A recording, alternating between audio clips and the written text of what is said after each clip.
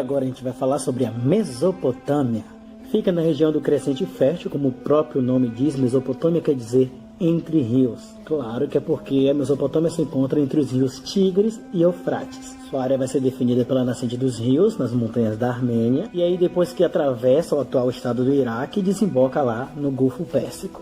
Desde 4000 a.C., os rios Tigres e Eufrates vai permitir o quê? A ocupação humana, assim como aconteceu no Rio Nilo lá no Egito, tá? Lembra que eu falei que lá no Egito tinha o deserto da Arábia e o deserto da Líbia protegendo as terras egípcias das invasões?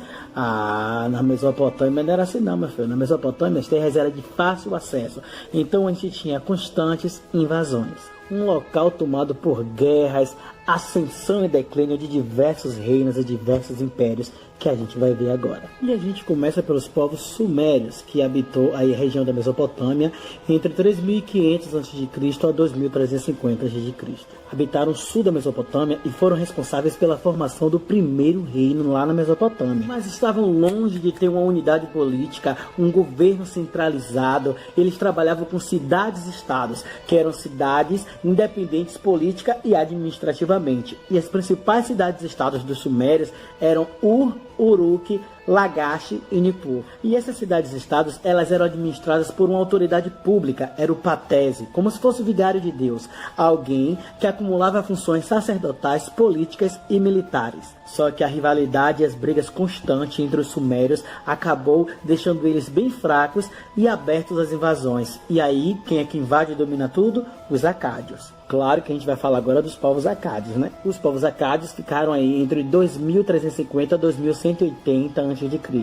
Eles habitaram a região central da Mesopotâmia e fundaram as cidades de Acade e Babilônia. As cidades sumérias foram totalmente dominadas, aí eles unificaram tudo e o rei Sargão I acabou criando o primeiro Império Acádio. Só que em média de 2180 a.C., diferentes povos da região do deserto sírio-árabe invadiram a Mesopotâmia. E aí, várias décadas de briga, os amoritas conseguiram conquistar militarmente a região. Os amoritas dominaram aí a região da Mesopotâmia de 2100 a 1686 a.C.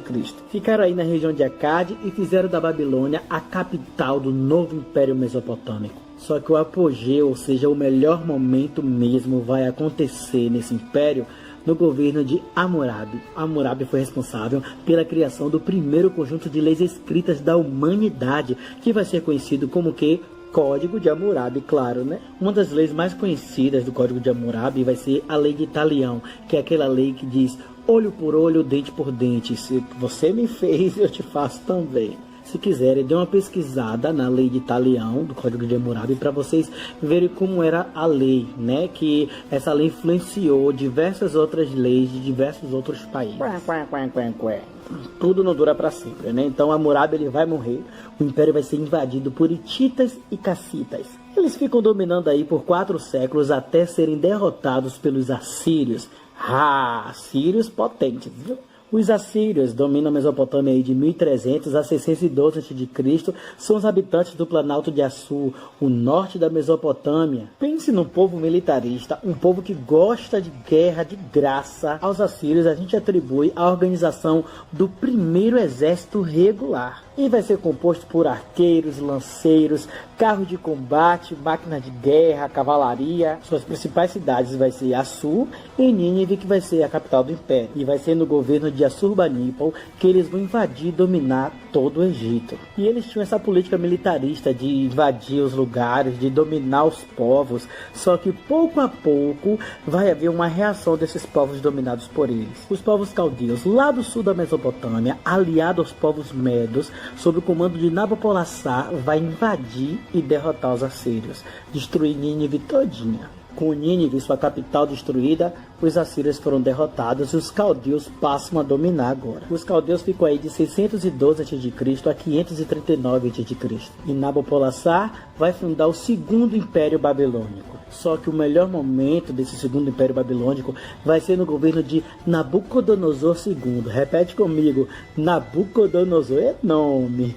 E com Nabucodonosor, os caldeus eles conquistam todo o Oriente Médio, com exceção do Egito, claro. Só que aí Nabucodonosor vai morrer E Ciro, né, que comandava os persas, vai dominar, vai derrotar os caldeus e dominar agora toda a região. Mas, independente dos diferentes reinos que existiram aí na região da Mesopotâmia, a organização social, a estrutura social não vai sofrer muita diferença entre eles aí ao longo dos anos. A sociedade era rigidamente estratificada, ou seja, cada um nascia em sua camada social, em sua classe social, e era difícil, totalmente, quase impossível, a mobilidade social, ou seja, você sair de uma classe social para outra classe social. Era difícil você ascender, certo? Subir na vida, entendeu? No topo da pirâmide, a gente vai sempre falar da pirâmide, né? Falou sociedade, é uma pirâmide social que a gente vai trabalhar. Então, no topo da pirâmide aí, vai estar quem? O monarca, que é o rei, tá? Que vai ser aí o mediador entre Deus e o povo, tá? Tá ligado, né? Quem serão os privilegiados aí dessa pirâmide? Serão os sacerdotes, os militares de alta patente e os ricos proprietários, tá? Os intermediários aí no meio da pirâmide, a gente vai ter funcionários públicos, comerciantes e os artesãos. E na base vai estar quem, como sempre? Camponeses e escravos. E como é que essa sociedade mesopotâmica vivia? Elas eram chefiadas pelo patriarca. Claro, o patriarca vai ter direito de decidir sobre vida e morte de qualquer pessoa da família, meu filho. Além disso, eles faziam a vigilância e o controle das mulheres. A família era vista como forma de manter e perpetuar a própria sociedade. E diferente da mulher lá no Egito, na Mesopotâmia, o papel da mulher se limitou ali aos afazeres domésticos, a cuidar da família, cuidar da casa. Nada de muitos direitos como tinha lá no Egito, tá? Resumindo, o papel de comando central era quem?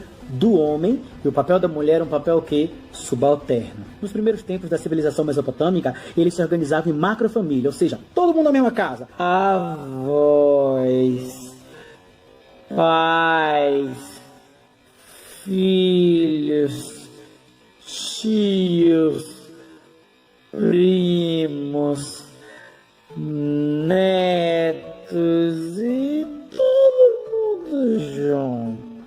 Cada família ou cada clã, né, como se chamavam, eles eram representados pelo totem, né, que é algum símbolo, um animal, uma planta que simbolizasse aquela família. Só que tudo se desenvolve, né? E aí com o tempo a macrofamília foi se perdendo e eles foram tendo um modelo de família mais particular, onde é só marido, mulher e filhos na mesma casa. E casamento, menino, nesse lugar era bem protegido pelas leis, porque eles valorizavam demais a família e faziam de tudo para o casamento não se desfazer. Lá as filhas tinham dotes, imagine só, o cara ia casar com a mulher, com a menina lá, então eles ganhavam dote da família pela filha que estava levando.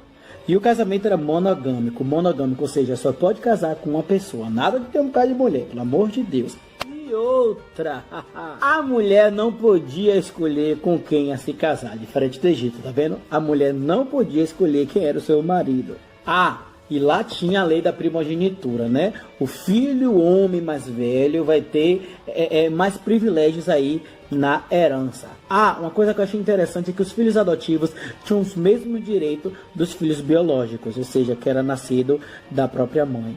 Nas famílias ricas, as crianças estudavam aí em escolas palacianas para se tornarem funcionárias do rei. As crianças, eu estou falando dos meninos, porque as meninas recebiam educação doméstica. No casamento, em caso de viuvez, existia um tipo de lei que assegurava que a mulher podia casar de novo. E o divórcio na Mesopotâmia é engraçado, meu filho. A palavra valia mais do que tudo, né? Por meio da palavra assim, tu não és mais o meu marido, ou tu não és mais a minha esposa. Aí o divórcio estava solicitado. Referente às vestes, eles possuíam muitas roupas de pele ou tecidos de lã. Claro, depende da sua camada social. E a mesma coisa as moradias. As moradias, a arquitetura vai depender de que camada social você pertence. A maioria das cidades na Mesopotâmia eram protegidas por grandes muralhas. E nas cidades vocês encontravam aí muitos zigurates. Zigurates que eram aquelas pirâmides, né, com aquelas escadarias enormes. Bom, referente à economia, igual ao Egito, o governo ou o Estado ele controlava também a produção e eles também que faziam o recrutamento das pessoas, dos camponeses, para mão de obra nas obras públicas. E também o governo era responsável pelo quê? Cobrança de impostos. As atividades econômicas eram ligadas à agricultura, à pecuária, à atividade artesanal, mercantil, que é a questão do comércio. Mas eles utilizavam como moeda de troca o quê? Ouro e prata. E quem vocês acham que era a principal mão de obra? Os camponeses, claro. Religião. Eles eram politeístas, ou seja, acreditavam em vários deuses. E cada cidade possuía o seu deus protetor. Eles não acreditavam na vida após a morte, então eles valorizavam bastante a vida. A vida mesmo. A vida presente, e não após a morte, antes da morte. Suas divindades, ou seus deuses, eram antropomórficos, ou seja, tinham as mesmas características da natureza humana, entre qualidades e imperfeições. Na arquitetura se destaca aí o Templo de Marduk, o Jardim Suspenso da Babilônia, o Portal de Ptah, né? São bem famosos, pode pesquisar aí. Toda a escultura era voltada à questão religiosa. E a escrita deles que eles criaram foi a escrita cuneiforme, né? Que utilizava um conezinho, né, para poder fazer a escrita ali na argila. E a literatura era um gênero épico, ou seja, as escritas contavam as questões das guerras, né? Porque já que eles viviam guerras e invasões o tempo todo, era a história que tinham para contar. Beijos, meus mesopotâmicos, e a gente fica por aqui e responde a atividade direitinho, tá?